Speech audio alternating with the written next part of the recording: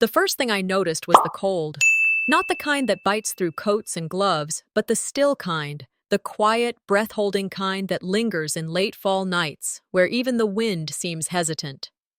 I pushed open the glass door of the diner, the familiar jingle of the bell overhead, reminding me of how often I'd come here alone lately. The warmth from inside slipped away the moment I stepped into the dim lot. 10:17, according to my phone. The lot was mostly empty, save for two cars parked at opposite ends and mine tucked deep into the far corner under the tree line. I always parked there. Habit, not necessity. Maybe it gave me a sense of distance, or maybe I just liked the quiet before turning the ignition. That's when I saw it. The silver SUV. Brenton's. I almost didn't recognize it at first. It was angled weird, front half in the light, rear lost in shadows. But the plate was unmistakable. I paused mid-step. His headlights were off, but the engine was running, exhaust fogging up the windshield from the inside. And then I saw it. His silhouette, animated with movement, then laughter. The kind of laughter you can see before you hear. The kind where someone's head tips back slightly, lips parting, unguarded. She was in the passenger seat, not Callista. Blonde, younger, with manicured hands resting on his forearm like it belonged to her. He leaned in, murmured something. She giggled. Then they kissed. Not a goodbye kiss, not an oops or moment of weakness kiss. This one had rhythm, history. I stood frozen, my pulse loud in my ears. My first thought wasn't outrage, it was disbelief. And then, habit took over. I raised my phone, clicked record. 42 seconds. The screen glowed faint blue against my fingers, catching just enough of their shadows, enough of the movement. Not grainy, not perfect, but enough. My hands weren't shaking because of the cold. I didn't sleep that night. I lay in bed replaying the video, wondering what angle would make it forgivable. Maybe it was a cousin he hadn't seen in years. Maybe a friend going through something. Maybe the kiss was European, accidental, reflexive. By morning, I had rehearsed 3 different scripts, one for if Callista laughed, one for if she cried, one for if she denied everything. I didn't want to call, but texts felt too light for something like this. She picked up on the second ring, voice cheerful and rushed. I could hear pots clanging in the background. Hey Leth, you okay? I hesitated. Can we talk for a sec? Sure, just stirring spaghetti. Brenton's hangry. What's up? I tried to start gently. I was at Marty's diner last night, around 10. I saw Brenton's car. He wasn't alone. Silence. Then a snort. What do you mean? Brenton barely stays awake past 9. I have a video. Another pause. Longer. Of what? Him buying soup? I could feel my throat tighten. Of him kissing someone who isn't you. The laugh that came next wasn't soft. It was sharp. Alethea, seriously. Again with the conspiracies? You know he mentors girls from the college, right? You're always looking for drama. I'm not. I thought you'd want to know. What I want, she said, suddenly flat, is for you to stop trying to ruin every good thing I have. Click. I don't remember driving to Mom's, just that I ended up on her porch, coffee in hand, the morning sun making her azalea bushes look friendlier than usual. She was in her robe, hair set in rollers. She opened the door and said, "Oh, you're up early," as if I'd just woken from her guest bedroom instead of showing up from my own apartment across town. We sat in the living room. Same old couch, the floral one she refused to replace. Lemon tea. She offered me a ginger cookie like I was still 12 and needed soothing. I didn't build up to it. Brenton is cheating on Callista. I have proof. She didn't blink. You always had a wild imagination, Alethea. I opened my phone, pressed play, watched her expression carefully. She sipped her tea as the video played. When it ended, she set the cup down and looked at me, not angry, not shocked, just tired. If you share this, you'll be responsible for tearing apart this family. Mom, I said, voice low. He's doing that already. Some things, she said, standing slowly, aren't meant to be exposed. Families survive by what stays quiet. I sat on my bed that night, staring at the ceiling. There are moments that make you question whether your whole life has been a misunderstanding, or if everyone else has just agreed to rewrite the story without you. Growing up, Callista got awards. I got asked if I was doing okay. She brought home medals, I brought home books. She was the bright one, the achiever. I was moody, hard to understand. When Dad died, Mom called Callista the strong one during the eulogy. I wasn't mentioned at all. There was a phrase that stuck. One I heard often at dinner when I disagreed with something or asked too many questions. "You're just jealous." As if that explained everything. My silence, my anger, my absence in photo albums after sophomore year, jealousy, not clarity. I pulled up the video again, watched it in silence, not to analyze or validate, just to remember that it was real, that I wasn't imagining, that my instincts weren't wrong. Mom's words echoed in my head like a church bell, sharp, unrelenting. Some things aren't meant to be exposed. I whispered into the dark, to no one but myself. But 2 days passed after that late-night video, and the silence it echoed into. I'd hoped for some kind of acknowledgement, a text, a knock on the door, even another cold lecture from my mother. But there was nothing. Just quiet. So when my cousin Mallory casually mentioned a birthday dinner for Mom that weekend, I froze. "You're going to wear that green dress you always rock?" she asked, chewing on a pen cap like it was nothing. I blinked. "What dinner?" She glanced at her phone. "The one at Fairlane Bistro. You didn't get the invite?" I didn't answer right away. Just smiled, nodded once. My throat tightened. I ended the call with some excuse about groceries, then opened my messages. No new group texts. Then it hit me. I had been removed from the family thread, not muted, not silenced. Removed. I searched for any mention of the dinner. Nothing. No email. No invite. No calendar reminder. I wasn't overlooked. I was erased. That evening, I vented to my friend Grace while sipping cold coffee that had gone untouched for an hour. "They're trying to write me out of the story," I said. Grace looked me dead in the eyes. "If you let them, they'll keep doing it." I bit my lip. "I don't want to cause a scene." "It's not about drama, it's about dignity," she snapped. "Show up, not for them, for you." I decided I would. Not in protest, not in fury, but in quiet defiance. I wasn't going to be the missing piece in their perfectly posed celebration. Saturday came with a chill that clung to your sleeves. I parked 2 blocks away. Too close felt like I was trying to make a point, too far like I was hiding. I wore a navy dress, simple, clean, neutral gift bag in hand. Inside was a silk scarf I'd ordered weeks ago, with a note tucked under the ribbon. "For all the warmth you never gave me." I scratched that out before sealing it, replaced it with, "Happy birthday, Mom." Fairlane Bistro glowed warm from the outside. Yellow lighting, wide glass windows, tables dressed in white linen. I paused at the door, breathed once, then stepped in. The hostess looked up, smiled. "Do you have a reservation?" "I'm here for a birthday dinner," I said. "Valmai Maris." She scrolled. "Last name?" "Maris. I'm her daughter." She looked up again, smile fading just slightly. "I'm sorry, there's only one daughter listed. Callista." My stomach curled. "That's a mistake. I'm Alethea, her other daughter." The hostess glanced over her shoulder. "Let me check with the table." I stepped aside. Through the window I saw them, laughing, mid-toast. Mom in pale lavender, Brenton in a blazer, Callista with perfect hair and that forced laugh I knew too well. My seat, because I could see it, was at the corner of the table, still empty. It waited, untouched, like it belonged to a ghost.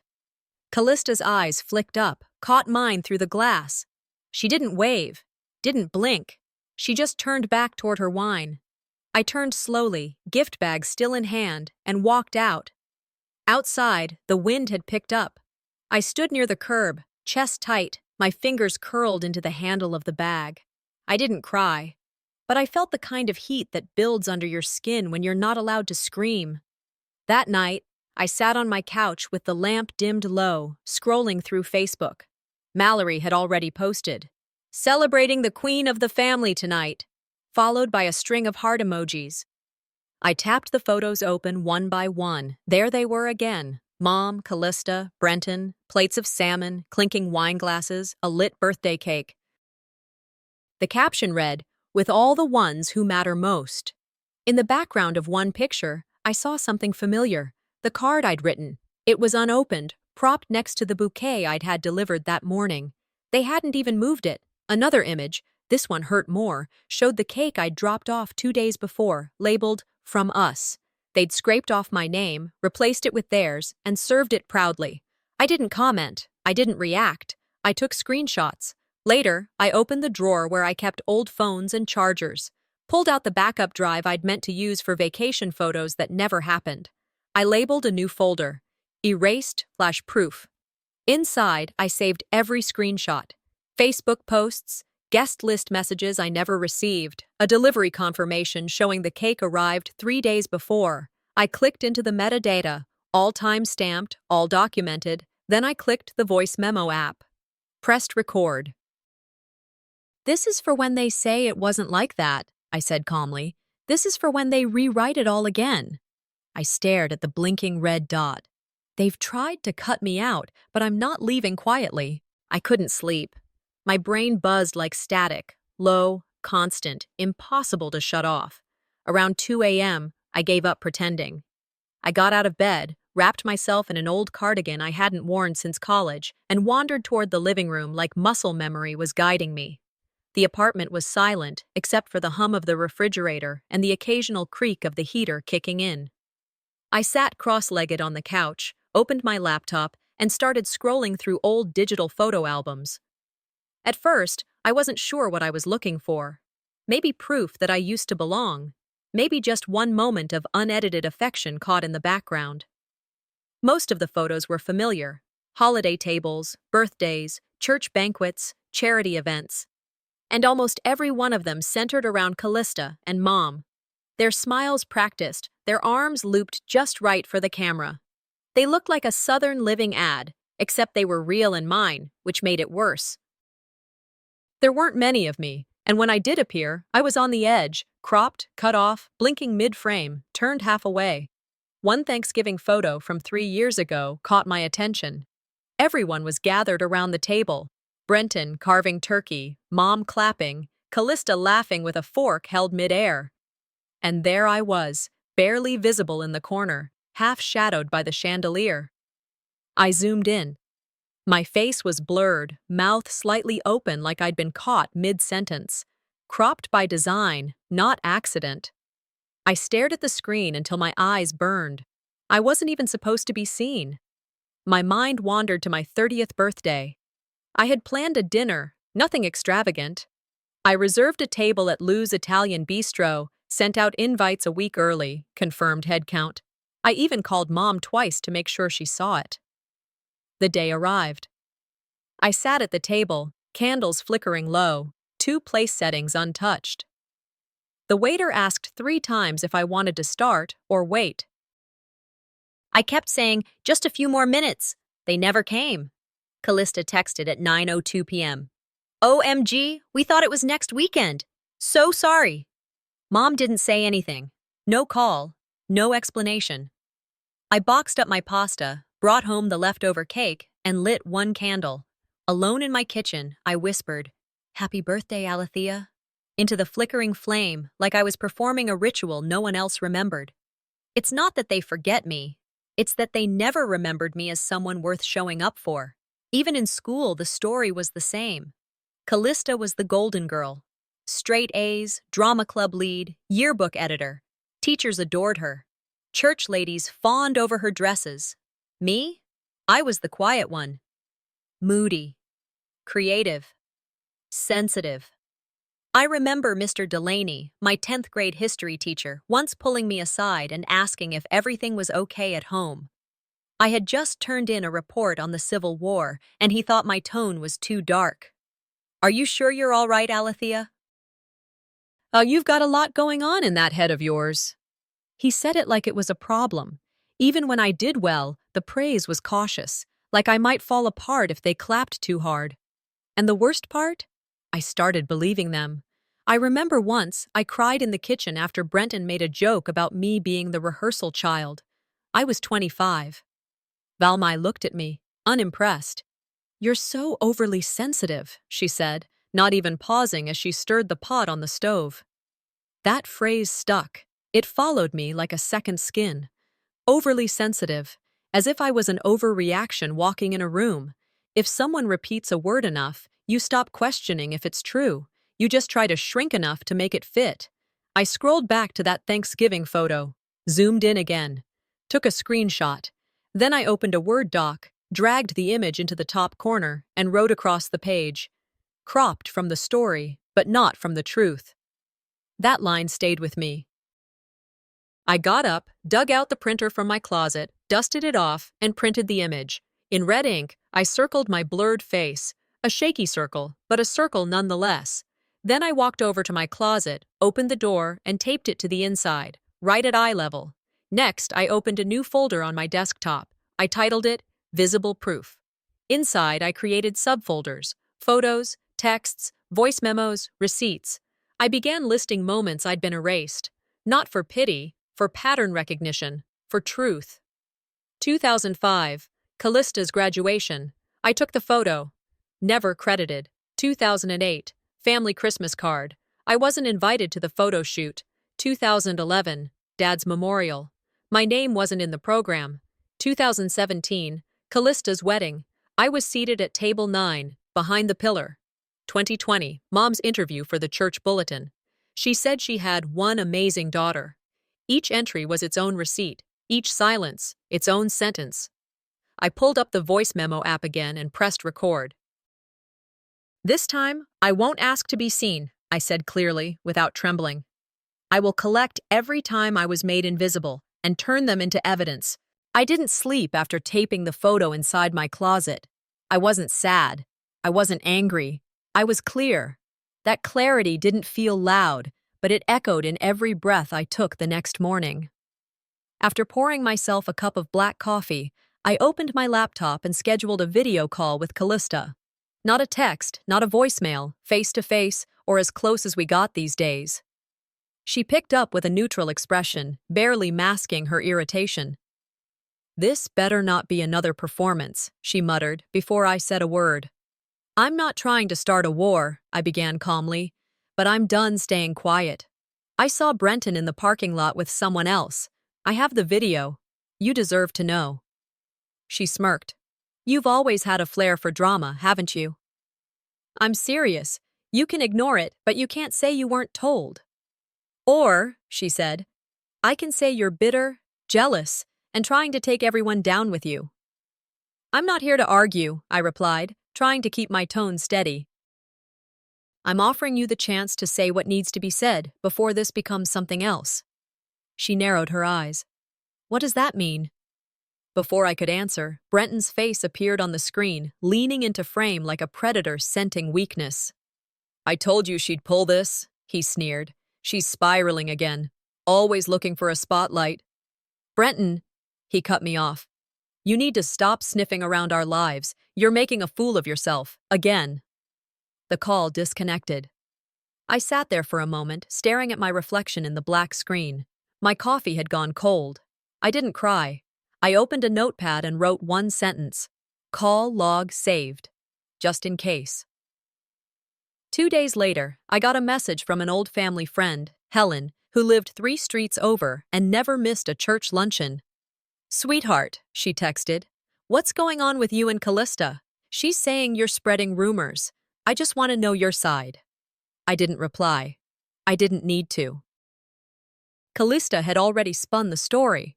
In her version, I was the problem child. Again, the emotional one. Again, the unstable sister who couldn't stand her older sister's perfect life. I opened the folder on my desktop and added a new subfolder, Deflections. Inside, I pasted screenshots of the public whispers, the half-truths, the private messages asking, "Is she okay?" Not in concern, but in accusation. They weren't defending truth. They were weaponizing it. To control. to protect a version of life that kept me muted.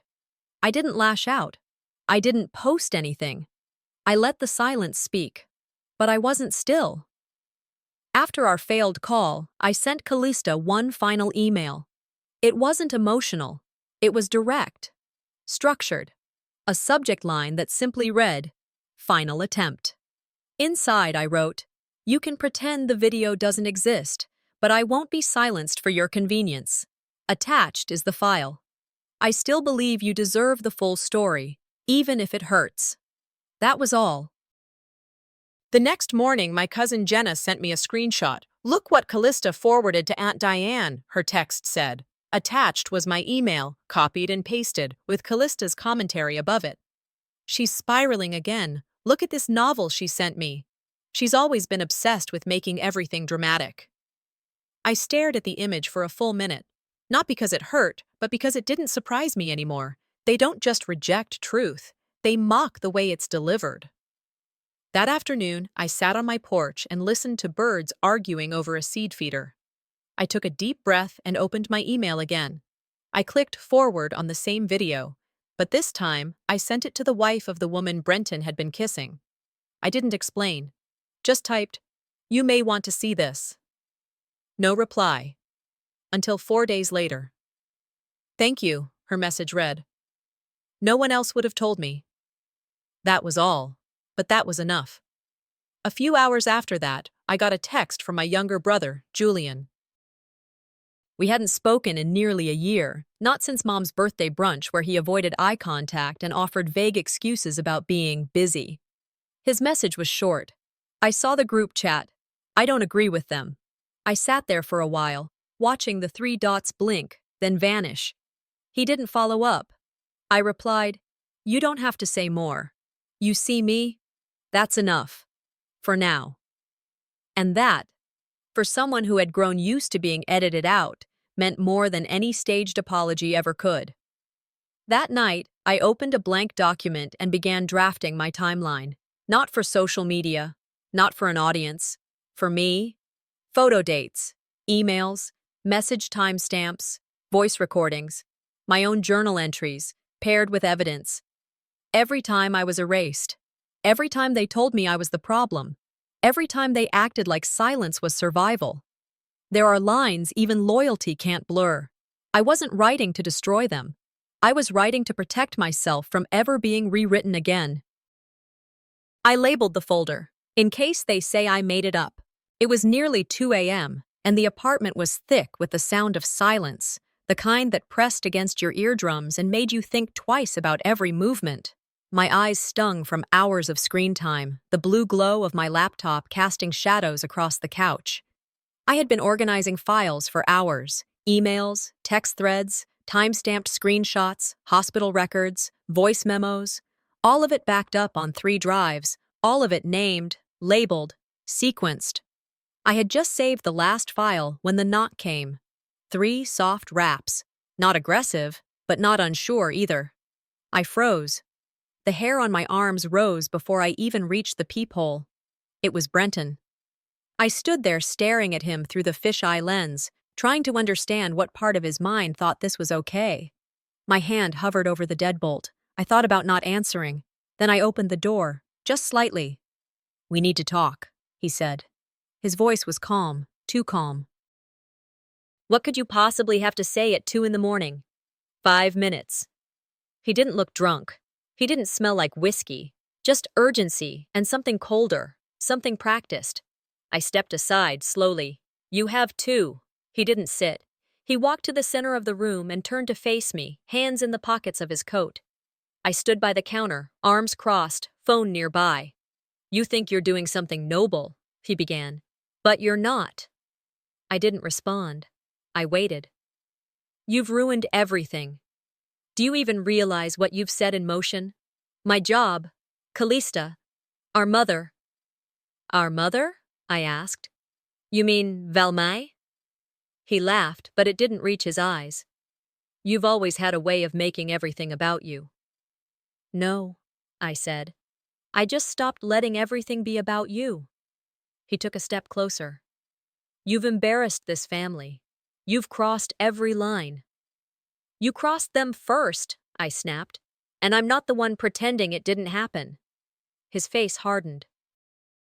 You think you get to play the victim and the judge? You think you can shame us into disappearing? I stayed still, voice steady. I think truth has a way of holding up, even when people don't. He stared at me like he was calculating something. Then his eyes drifted toward my phone. I saw the shift in him, the way his jaw tightened. I reached for the phone. He moved faster. His hand clamped around my wrist, hard, and with a single shove, I stumbled backward, slamming into the corner of the table, the edge cutting into my ribs. I collapsed to the floor with a gasp. The wind left my lungs like I'd been dropped from 10 stories. And that's when I saw her. The door hadn't fully latched. She stepped into view slowly, deliberately. Valmai. She stood at the threshold like she'd been waiting for her cue. I tried to speak, but my breath was ragged. My side screamed with pain. "He hit me," I rasped. "Mom, he hit me!" She looked down at me, expression unreadable. She crossed her arms, then she said it. "Serves you right." Just like that. Not in a whisper, not in shock, not in denial, just cold, detached, matter of fact. She turned around and walked out. I lay there for what felt like years. I blinked, trying to stay conscious, trying not to pass out. The room was spinning, but my mind was sharp. Sharp enough to know this moment wasn't going to be erased. I crawled, literally, toward the corner, dragging myself by one arm, fingers slipping on the tile floor. I reached my phone. My hands shook as I tapped 3 numbers. 911, what's your emergency? He hit me. My ribs, I think. I coughed. I think they're broken. Are you alone now? I don't know, I whispered. They left. Help is on the way. The sound of sirens faded in from a distance, growing louder. The blue and red lights painted the walls of my apartment like war colors. A knock came again, but this time from someone who was there to help. A paramedic crouched next to me as another took down information. A neighbor stood in the hallway, arms crossed, Mr. Kellerman from 2 doors down. He didn't speak, just nodded once at the paramedic. He saw them leave, I said, pointing weakly. The medic nodded. As they lifted me onto the stretcher, pain throbbed through every rib. Still, I found the strength to say it, barely audible, but there. I will never crawl to them again.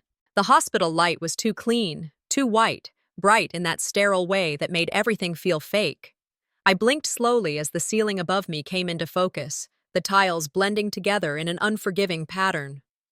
My chest ached with every breath. The ache wasn't sharp, not anymore, but it radiated steadily, a quiet, dull throb beneath the layers of bandages wrapped tight around my ribs. A nurse hovered near my side, clipboard in hand, her voice gentle as she asked for my name, date of birth, medications. I answered on autopilot, my words slurred with fatigue and disorientation. "Do you know where you are?" she asked softly. I nodded. "Hospital." She scribbled something down. "You're at St. Luke's. Do you remember what happened?" I didn't answer that one. Not because I couldn't, because I didn't want to relive it. The nurse hesitated, then gave me a small smile. "You don't have to go back to them, you know. Whatever them means." She thought I was fragile. But fragile things don't crawl across the floor to call for help. Fragile things don't memorize time codes, save phone calls, and build legal folders in their sleep. I wasn't fragile. I was focused. The next morning, the door creaked open again. I expected the nurse or maybe someone from billing. Instead, I saw her. Valmai. She didn't knock, didn't pause. She walked in like she owned the room, her heels clicking against the tile in deliberate rhythm. She wore a soft gray sweater, pearl earrings, and her usual tightly drawn expression. "I brought your things," she said, holding up a grocery bag. I didn't reply. She set the bag on the nightstand and sat down in the chair beside my bed like we were catching up over lunch. Not like she had just watched her daughter get knocked to the ground and left. "You made this harder for everyone, you know," she said evenly. "It didn't have to get to this point." Still, I said nothing. "You could have let it go." Kept things inside the family, but you always had to make everything public. She stood up, adjusted the blanket at my feet, not kindly, more like she was fixing a tablecloth that had wrinkled her view. "You'll thank me when you're older." And just like that, she walked out. Once I was alone again, I pressed the call button and requested my paperwork. Every form, every image, every word that documented what Brenton had done. The nurse came back an hour later with a stack of documents. I flipped through each page, highlighting key phrases. Blunt force trauma. Fractured ribs. Visible bruising to left side. All formal, all official, all mine now. A social worker stopped by, clipboard in hand, trying to speak gently. She offered me resources, asked if I wanted to press charges. I declined, for now, not because I was afraid, because I was calculating. "I just want copies of everything," I said. The woman raised an eyebrow. "Most people want to move past this." I met her gaze. "That's why I need it in writing, so I'm never asked to explain again. Because this wasn't the first bruise, but it would be the last one undocumented." Back home 2 nights later, I was still sore but steady. That's when I got the screenshots. A friend texted me, "Have you seen this?" I opened the images slowly, already suspecting what I'd find. Callista's posts, or rather, her carefully worded slander. She didn't mention my name directly, of course. She wasn't that foolish, but the implication was loud. Sometimes people confuse boundaries with betrayal. Sometimes trauma makes people lash out. "Please pray for my family." The comments made my stomach turn. "She's always been troubled. She needs help, not hate. Brenton deserves peace." I didn't reply. I didn't comment. I took screenshots, saved them into a new folder. Narratives they created. My name wasn't in the post, but my face was behind every sentence. That night, I got another text from an unknown number. "Better stay quiet next time. We won't be so gentle." I stared at the message, the blood in my veins going ice cold. I ran the number through a reverse lookup tool. Nothing. Then I remembered. Prepaid phones, disposable, traceless. But the wording, the arrogance, it reeked of proximity, the kind of smug threat someone delivers knowing they'll never be named. I made one phone call, a quiet contact, someone who owed me a favor. Within 24 hours, I had the answer. The burner was purchased by someone who worked for Callista's nonprofit, her assistant. I didn't confront her. I didn't need to. I created a new subfolder, digital threats, saved the message, saved the number, logged the purchase data, because I wasn't going to scream, I was going to archive. When discharge day arrived, the nurse offered to call someone for a ride. I thanked her and declined.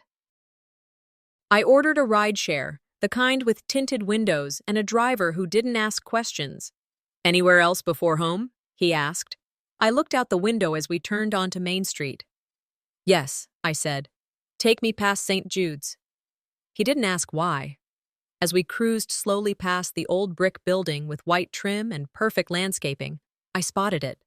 The church my mother loved more than she'd ever claimed to love me. A symbol of status. A fortress of perception. Everything she built her image around. She wasn't there, of course, not physically, but her presence was in the flowers by the entryway, in the glass doors that gleamed with weekend polish, in the banners promoting the next donation drive. I stared at that building like it might blink first. "Keep going," I finally said. He nodded, made the turn. I didn't look back. "I'm not coming back to explain," I murmured more to myself than him. They heard me the first time. They just didn't listen. Recovery didn't come with flowers or well wishes. It came with silence, and not the healing kind.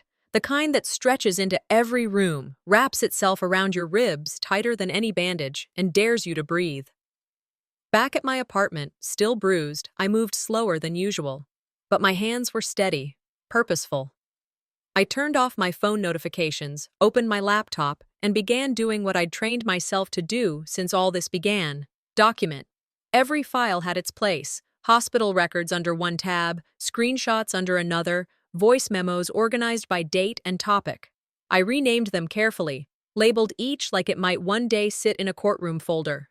Family meeting, denial, MP3. Hospital discharge, Dr. Lynn notes.pdf. I remembered something my old therapist once told me, back when I still thought I needed fixing. If they ever question your memory, give them receipts. So I gave myself an assignment. Every hour, I backed up to the cloud and encrypted the drive. No more emotional outbursts. No more trying to prove I wasn't crazy. I wasn't shouting anymore. I was building the echo chamber. It didn't take long for the whispers to start. Helen from church texted first. Heard things got heated. Hope you're okay. Then Marcy, one of Callista's PTA friends. Just wanted to check in. People are saying, well, I know how family gets. The real kick came when a distant cousin posted a quote on Facebook that sent the message loud and clear. Sometimes, when a daughter falls apart, the family has to hold strong. I didn't need to guess where it came from. It had Valmai's fingerprints all over it. Dignified cruelty dressed as wisdom. Screenshots poured in from people still lingering in the family orbit. Church bulletin excerpts, Instagram story quotes, carefully curated concerns about my mental health passed off like prayer requests. They weren't just trying to dismiss me, they were trying to erase me before I could finish speaking. I called an old law school friend, Caroline, someone who'd been in enough messy estate fights to recognize a smear campaign when she saw one. You're not dealing with one narcissist, she said. You're dealing with an entire system that's addicted to image. So what do? You gather, you let them talk, then you show your work. That night, I received a voicemail from a number I didn't recognize. I almost deleted it, but something about the name stopped me. Soraya, my aunt, or technically my mother's older sister, the one we weren't allowed to mention, the unstable one. Her voice was scratchy but clear. I saw your name in the news blurbs, she said. I'm sorry it took me so long. I wanted to tell you, you're not crazy. You're not dramatic. You're not alone. She paused, her breath catching. They did it to me, too. I tried to speak up about the way your mother handled things, how she twisted love into leverage. She called me unstable. Told the whole family I needed help. I lost everyone. Another pause. I survived it quietly. You don't have to. I replayed the message 3 times before I responded. We met at a quiet cafe in Troy the next afternoon, neutral territory. She looked older than I remembered, tired but not broken. There was something in her eyes that mirrored mine. She slid an envelope across the table before I even ordered.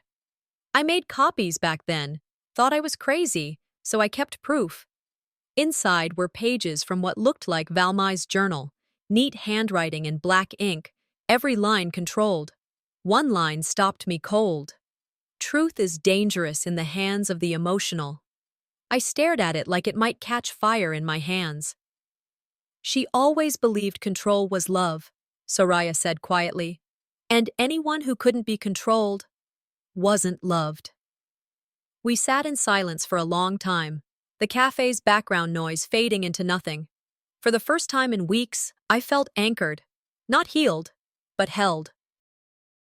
Even if just for a moment. Meanwhile, Valmai was back in public rotation, smiling for photos at the church bake sale, giving speeches at charity luncheons. Every post was polished, every quote rehearsed. A woman of unwavering faith who raised 2 remarkable daughters, read one caption in the local newsletter. Brenton was in tow, of course, arms crossed in every picture like he was preparing for a jury trial. I didn't react. I didn't comment. Instead, I opened a new document on my desktop, Public Persona versus Private Impact. I dropped in a screenshot of a fundraiser photo of Valmai with a caption beneath it. Behind this smile, she told her daughter, serves you right, after watching her get assaulted. Another of Brenton shaking hands with a city councilman. In this photo, his knuckles had barely faded from my ribs. I didn't need to make accusations. I just needed to tell the truth. Plain, documented, unapologetic. My apartment transformed into a war room. I printed out every relevant piece of information, medical scans, photos, texts, and pinned them to the wall. Red string connected dates to names. Arrows pointed to contradictions. Dotted lines asked questions the family never would. In the center, I posted a picture of myself, the one from the Thanksgiving photo, cropped and blurry. Around it, I wrote, "They tried to erase me, but I left an outline." When it was done, I took a photo of the wall and sent it to Caroline. Her response came within minutes. "You're not the one who should be ashamed." Then another text. "Let's begin." The invitation came through a forwarded message from Callista. "Mom wants to have a calm discussion, just us. Sunday at 3. Please be civil." There was no greeting, no explanation. Just those two cold sentences and a timestamp. I stared at it longer than I should have. Part of me wanted to delete it, pretend I never saw it. But another part, stronger now, knew what this was. A performance. A PR move disguised as reconciliation. She didn't want peace. She wanted silence, and I'd learned how to spot the difference. I didn't respond. I just prepared. I printed copies of everything. Photos, medical files, police report summaries, the email from Brenton's employer, even a voicemail transcript from Soraya. I packed them neatly into a binder, tucked a flash drive into the inner flap, and labeled it simply, "Case File." I didn't put on anything dramatic, just jeans, a black blazer, and the same boots I wore the night Brenton hit me. I didn't go to make noise. I went to make it stop. When I stepped into the living room, it was like entering a courtroom disguised as a family home. Valmai was perched on the armchair like a queen, calm and powdered. Brenton sat with his legs spread wide, arms folded, chin tilted in manufactured control. Callista stood by the window, arms crossed, chewing her bottom lip. I didn't greet them. I placed the binder on the coffee table, sat down on the couch across from them, and opened it without preamble. "What is this?" Brenton muttered. "You called this meeting," I replied. "So I came with the truth." The room tightened. I started with the medical report, highlighted portions read aloud. Blunt force trauma, multiple rib fractures consistent with direct impact, documented bruising to the upper torso. Valmai exhaled through her nose. "You're doing this for attention." I flipped the page. "This is from your church bulletin, 1 day later." It quotes you saying, "Sometimes when a daughter falls apart, the family must stay strong." You knew what happened, and this was your response. Brenton scoffed. "This is insane." "Then let's keep going." I pulled out printed screenshots from social media. Public posts implying I was unstable, in need of help, dishonest. Photos of Valmai smiling at fundraisers days after the assault, Brenton shaking hands with city officials. I matched each image with dates and timestamps from the hospital. Callista remained silent. I turned to her. "Anything you want to add?" She opened her mouth, then closed it. Her eyes didn't meet mine. "This isn't about taking anyone down," I said. "This is about showing what's real. Because I'm done carrying it alone." Valmai leaned forward, her voice ice. "You always need an audience." I didn't blink. "No. I just need a record." Then I pulled out the flash drive, set it on the table, and said, "For my lawyer." No one moved, so I did. I reached into the side pocket of my bag and clicked play on a voice recording. Valmai's voice filled the room. She deserved it. She always asks for it. Silence followed. Not shock, certainty. Everyone recognized the voice. Brenton stood abruptly. "I'm done." "No one walks out of truth," I said quietly. He hesitated. For the first time, he looked unsure. Callista's voice broke the silence. "Where did you get that? Don't ask questions you already know the answer to." Valmai stood, slow and deliberate. Her expression didn't waver. "You'll regret this," she said, low and firm. I stood, matched her tone. Not as much as I'd regret staying quiet. Across the room, someone, an uncle I hadn't noticed when I entered, whispered to another relative. "I always wondered if something was off." That was it. I didn't need them to believe me. I needed them to hear me. That night, I didn't cry. I didn't shake. I took off my jacket, brewed tea, and sat down at my kitchen table. A message arrived an hour later, from a deacon at Valmai's church, anonymous account. One sentence. "If you ever want to talk, I believe you." Then Brenton's company issued a quiet update on their website. His name was removed from the leadership page. No announcement. Just gone. Another friend from church messaged, "Your mom didn't show at service this morning. First time in years." I didn't reply. I didn't need to. I hadn't posted anything online. I didn't need to do that either. My silence had become louder than their slogans. They didn't own the story anymore. The next day, I sent an email to my attorney. The hard part's done, ready for the legal step. Attached was the flash drive's digital copy, uploaded to a secure archive. I closed the message, sat back in my chair, and opened my notebook. Under the last page of my documentation log, I wrote one sentence in bold black ink. She erased my name. I carved it back in stone. Then I shut the notebook. Not with rage, with finality. It wasn't over, but the denial was. The day after the confrontation, the silence was a presence in itself, not empty, but charged, like static before a lightning strike. My phone didn't ring. No texts, no new emails, no posts tagged with my name. It was the quietest day I'd had in months. But it wasn't peace. It was the shift. The family's smear campaign had slowed, not because they changed, but because they'd been seen. People didn't need a new narrative. They needed space to sit with the truth. And for once, they had no ready-made excuses to fall back on. I scrolled social media with a detached eye. Callista's posts were getting fewer likes. Valmai hadn't updated anything in over a week. Church bulletin photos showed her usual seat, third pew on the left, sitting empty. No one called me, but no one was calling them either. When people look away, I whispered to myself, it doesn't mean they're blind. It means they've chosen to look at something else. A few days later, I got a text from Allison, an old college friend. It was a link to a video. "Callista's finally breaking," she wrote. I clicked. It was a close-up of Callista in her kitchen, dim lighting casting soft shadows on her face. She wasn't made up, and for once, her voice didn't sound rehearsed. "I just want to say," she began, her voice catching, "I'm sorry that the family's been dragged into all this. I didn't ask for any of this. I wish things had stayed private." The comments were divided. Some offered support. Some asked pointed questions. "Why didn't you say something earlier? Did you know what Brenton did?" But what caught my attention most wasn't in the video. It was in what was missing.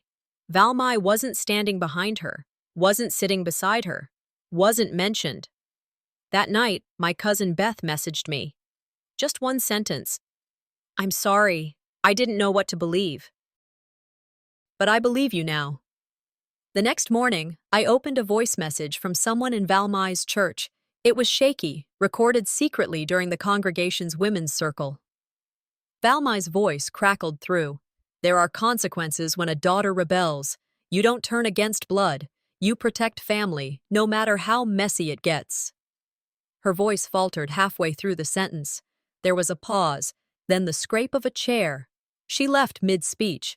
The clip went viral on a small but vocal online forum. It was titled, "When Matriarchs Crack."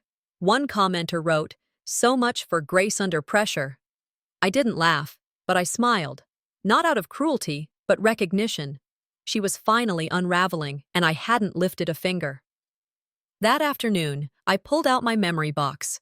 Old photos, folded birthday cards, hand-scrawled notes from years when I still believed things might be different. One envelope caught my attention, cream-colored, slightly yellowed. Addressed to me in my father's handwriting. It was postmarked 1999. I stared at it for a long moment before opening it, hands trembling. Inside was a short letter. "I don't know if this will reach you, but I want you to know I love you, and I hope you never let them change your core. The world doesn't always understand your fire, but don't dim it for their comfort." The tears came without warning. They weren't heavy, they were confirmation. Even when I was a kid, someone knew I was worth keeping. Later that evening, my phone buzzed. "Callista." The message was short. "You did what you had to do. I just wish you hadn't done it so publicly." I read it 4 times. It wasn't an apology. It wasn't an acknowledgement. It was deflection. I took a screenshot, filed it under a new label. Deflections 2.0. Then I picked up my journal. the one I'd titled Erased Timeline, and added a new entry. No one has said sorry, but at least they've stopped pretending I was never there. That night, I sat at my desk with a blank Word document open. The cursor blinked at the top of the page, waiting. I titled the file, The Girl They Cropped Out. I didn't know if it would become a blog, a podcast, or just a story I printed and folded into a drawer. I didn't need it to go viral. I just needed it to be mine. I wrote the first few lines. For years, I thought survival meant staying quiet. Now I know it means speaking, when your voice shakes, when no one listens, even when they walk away. I closed the laptop without saving, not because it didn't matter, but because it did. Because some stories aren't meant to be rushed. They're meant to be released when you're ready. The lawyer's office wasn't grand, no mahogany desks or towering glass windows like on TV. It was tucked between a bakery and a tailor on the corner of downtown Albany, the kind of place you could walk past a dozen times and never notice unless you were looking for it. Caroline, my attorney, was waiting with 2 cups of coffee, black for her, light and sweet for me, exactly how I used to drink it in law school. I hadn't touched that preference in years, but she remembered. We sat at the table, documents spread between us like the pieces of a jigsaw puzzle. Medical reports, social media screenshots, printed emails, audio transcripts. She tapped the cover of my binder. "This," she said, "is clean. It's airtight. You've done the work. Now we let it speak." I nodded. My hands didn't tremble as I signed the formal complaint. Civil suit, defamation, damages, and then the final signature. Brenton Maddox, assault. Pause. Valmy Maris, malicious negligence. Caroline raised her eyes. "Are you sure about this?" I met her gaze. "I'm not seeking revenge. I'm filing records. The difference is what happens next." Later that afternoon, I sat at my desk and opened the blog post I'd drafted months ago. The cursor blinked where I'd left it, the title glowing quietly at the top of the page, The Girl They Cropped Out. I clicked publish. Within hours, it spread, quietly at first. A few shares, then dozens, then hundreds. Advocacy pages reposted it. Survivors quoted it. Therapists linked to it. The comments flooded in. "Your story sounds like mine." I thought I was crazy until I read this. This felt like a mirror I didn't know I needed. I didn't reply to any of them. I just sat with my hands in my lap and let the echoes fill the silence they'd tried to bury me in. When I finally whispered to myself, it mattered, I didn't cry. Because this time, it wasn't about pain. It was about permission. So to exist, to be heard, to stay. The next morning, Caroline called. "Brenton's threatening countersuit," she said, unfazed. "Claims defamation, emotional distress." Of course he is. He's got nothing. But you need to know, it's loud now." I smiled. "We're ready." The night before publishing, I had emailed a digital copy of my archive to 3 separate sources. One legal, one media, one personal. Not out of fear, out of habit. The kind that trauma taught me to develop like reflex. The truth wasn't just with me anymore. It had backup. By the end of the week, Brenton's name disappeared from his firm's leadership page. No statement, no drama, just quietly removed, like he'd never been there at all.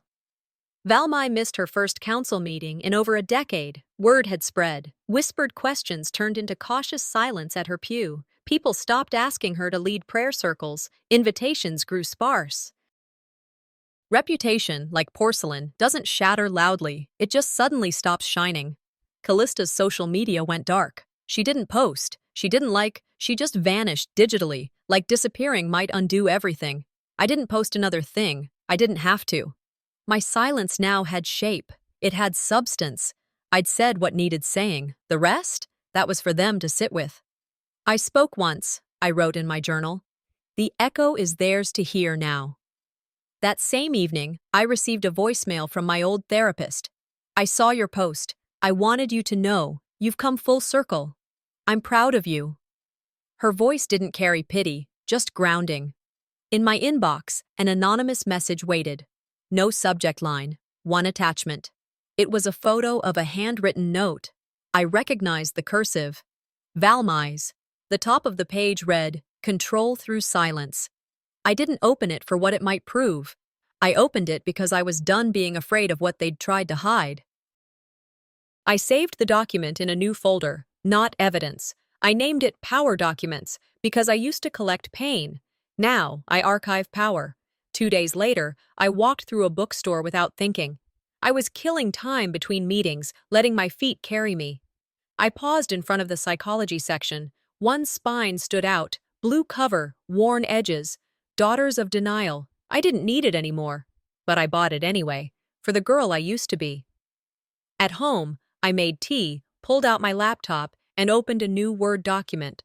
This wasn't a memoir. It wasn't therapy. It was a manual. I titled it, Start Here. The first line came easily. If no one believed you before, start here. I do. I hadn't checked my phone in 2 days, and that wasn't accidental. I just didn't feel like it. The itch to know who was still talking, who was still pretending, who was watching silently. It was gone. I didn't care what they posted or which family friend was still praying for healing. The fire had gone out, not extinguished by exhaustion, but by choice. I stood barefoot in the kitchen, tea steeping on the counter, and looked around the apartment. It felt like mine again. Not a battlefield, not a fortress, just a place to breathe. The couch no longer held the imprint of pain. The windows didn't filter light like shame anymore. I took my mug and stepped onto the balcony, pulling a blanket around my shoulders. The sun wasn't up yet, but the sky was hinting at something warm. I opened my journal and wrote a single line. This isn't winning, but it's not losing either. Peace doesn't always look like closure. Sometimes it's just silence that no longer hurts. 3 days later, a letter arrived in the mail. No return address, just my name, my real name, not Leth, not Lee, not some nickname they used when they wanted to soften me into compliance. Inside was a small folded card. No decoration, just one line, scribbled in black ink. You were right, I just couldn't say it. There was no signature, but I knew the handwriting. Callista. I stared at it for a full minute, not because it changed anything, but because, for the first time, someone in that family said something without dressing it up in shame or demand.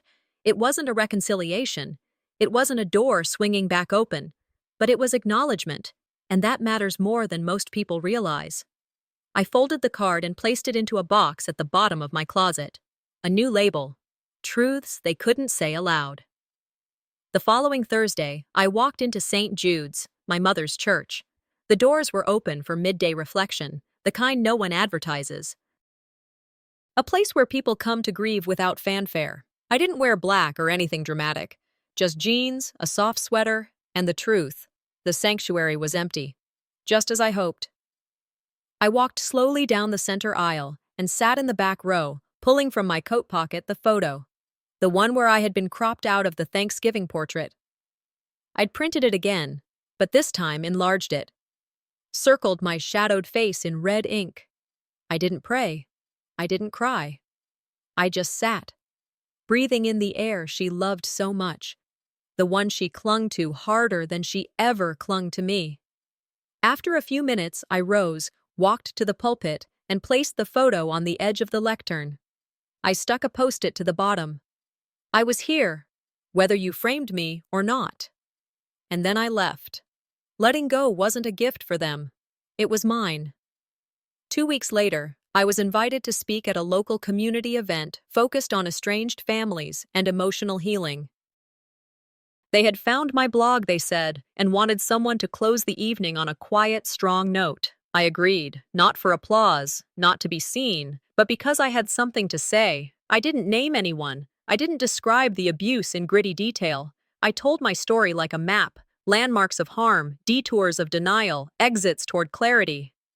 When I stepped off stage, people approached me slowly, not in a rush, not to flatter, but to connect. A woman whispered, "That was me 10 years ago." A man said, "I haven't spoken to my daughter in 7 years. Maybe it's time." A teenager cried in her mother's arms. I didn't ask why.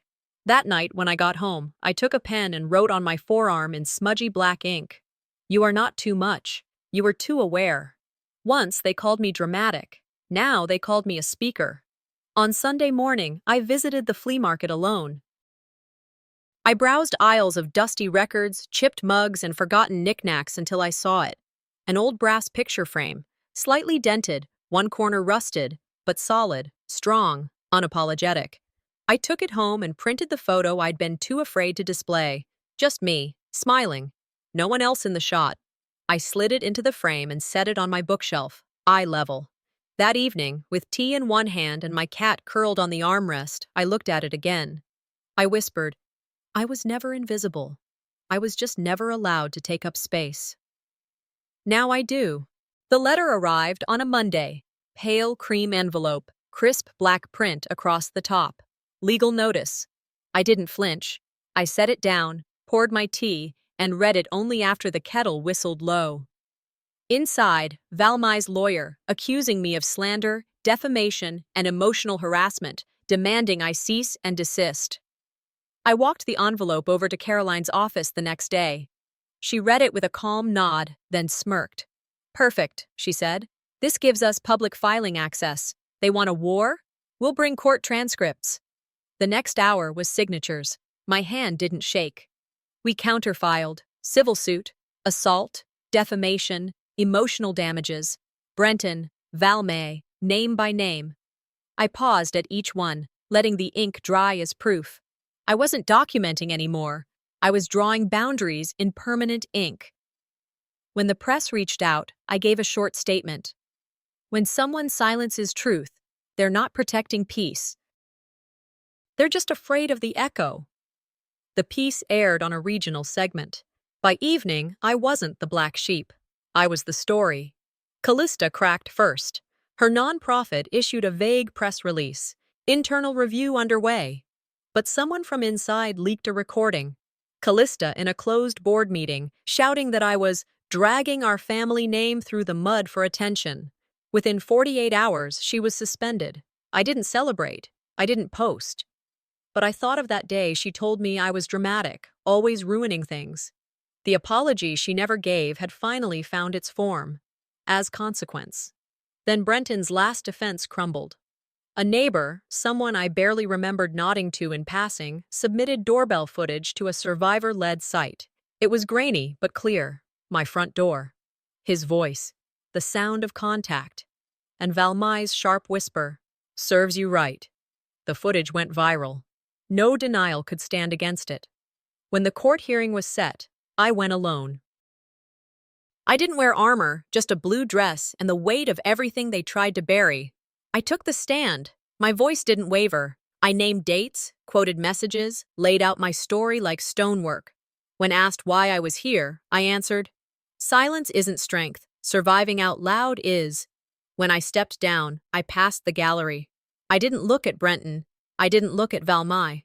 But a woman on the back bench, stranger to me, nodded gently. Her lips moved. "Thank you." Weeks later, I appeared on a podcast. The host was calm, smart, unafraid to dig deep. We titled the episode, "The Girl Who Refused to Be Cropped Out." I spoke not from the wound, but from the scar. I gave steps, not just stories. How to document, how to recognize erasure, how to hold your truth when everyone calls you the liar. A week later, I checked the tagged messages. Women, men, teens. You helped me take the first step. You gave my silence a voice. One comment stood out. It simply read, "You became someone's survival map." I bookmarked it. I wanted to see it again on the days I forgot why I started. At a local gallery exhibit on trauma and transformation, artists submitted pieces. Mine was simple, a large family photo. Everyone cropped out. Only me remained. A red circle drawn around my face. Title, "This is what remains." It didn't need explanation. It was truth, framed. Visitors stopped. Some stood in silence. Some cried. Some left notes in the feedback jar. I read each one the next day. One said, "I saw you. I see myself." I folded the paper, held it in my hand, and whispered, "I didn't win. I reclaimed." Not everyone apologized. Not everyone changed. But I stopped asking to be believed. Sometimes survival isn't loud. It's just someone refusing to disappear.